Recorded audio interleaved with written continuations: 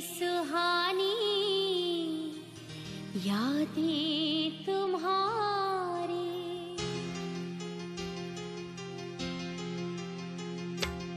सबसे सुहानी यादें तुम्हारी, सबसे ऊंचा है प्यार, सबसे सुहानी यादें तुम्हारी, सबसे ऊंचा है प्यार।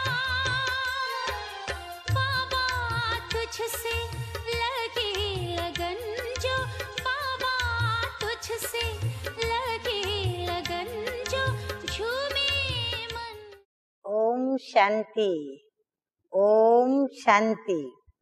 आज की तारीख है 28/1/13 और आज की ज्ञान मुरली का हेडिंग सुन करके थोड़ा सोच में पड़ जाएंगे।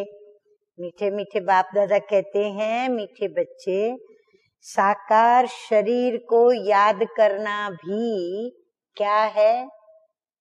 बाबा कहते हैं भूत अभिमानी बनना है। गोष्ठ अभिमानी माना मैं गोष्ठ हो जाती हूँ। अब ये तो किसी को पसंद नहीं आएगा सुनना, लेकिन बाबा कभी कभी ऐसे ऐसे कड़े कड़े शब्द कहते हैं हम बच्चों को। शिक्षाओं में भी वो कड़े शब्द बोलते हैं। क्यों? कारण क्या? क्योंकि हम बच्चों के संस्कार इतने कड़े हो गए हैं कि कड़े संस्कारों के सामने यदि कड़े शब्द बाण नहीं चलाए जाएंगे तो ये कड़े संस्कार मरेंगे नहीं। इसलिए मीठे मीठे बाप दादा को हम बच्चों के इन कड़े संस्कारों को खत्म करने के लिए, मारने के लिए ऐसे कड़े कड़े शब्दों का प्रयोग करना पड़ता है। तो बाप दादा कहते हैं क्योंकि ये शरीर 5 भूतों का है, प्रकृति 5 भूतों की है। तुम्हें तो देही अभिमानी बन एक विदेही बाप को याद करना है। अब प्रकृति तो बड़ी अच्छी है, सुखदाई होती है, फिर बाबा ने इनको भूत क्यों कहा?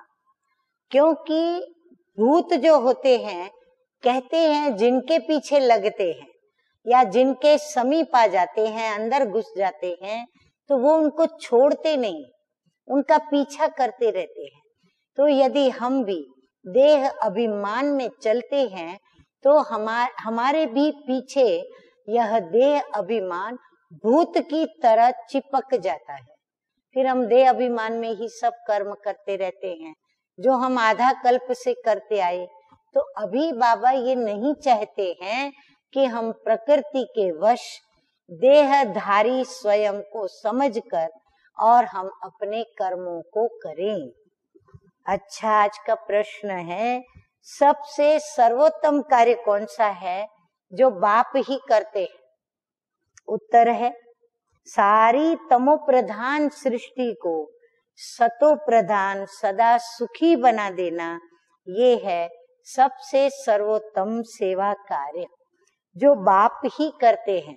इस ऊंचे कार्य के कारण उनके यादगार भी बहुत ऊंचे ऊंचे बनाए हैं और यही ऊंची सेवा हमें बाबा ने सिखलाई। तो फिर हमारे भी यादगार ऊंचे ऊंचे पहाड़ों पर बनते हैं। प्रश्न दूसरा है, किन 2 शब्दों में सारे ड्रामा का राज आ जाता है? उत्तर है, पूज्य और पुजारी।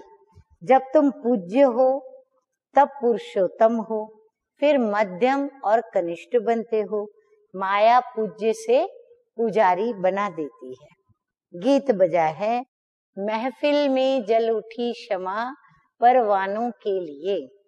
धारणा के लिए मुख्य सार 2 बातें।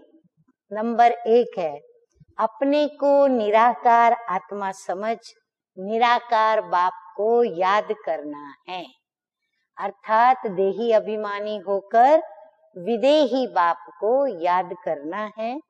किसी भी देहधारी को याद नहीं करना है। मर्जीवा बनकर पुरानी बातों को बुद्धि से भूल जाना है। जीते जी इस जन्म के लिए मर जाना, शूद्र जन्म से मर जाना, इसको कहते हैं मर्जीवा जन्म। नंबर 2 है, बाप के रचे हुए इस रुद्र यज्ञ में संपूर्ण स्वाहा होना है। शूद्रों को ब्राह्मण धर्म में कन्वर्ट करने की सेवा करनी है। वरदान है, सर्व पुराने खातों को संकल्प और संस्कार रूप से भी, पुराने खातों को संकल्प और संस्कार रूप से भी समाप्त करने वाले अंतर्मुखी भव। बाप दादा बच्चों के सभी चौपड़े अब साफ देखने चाहते हैं।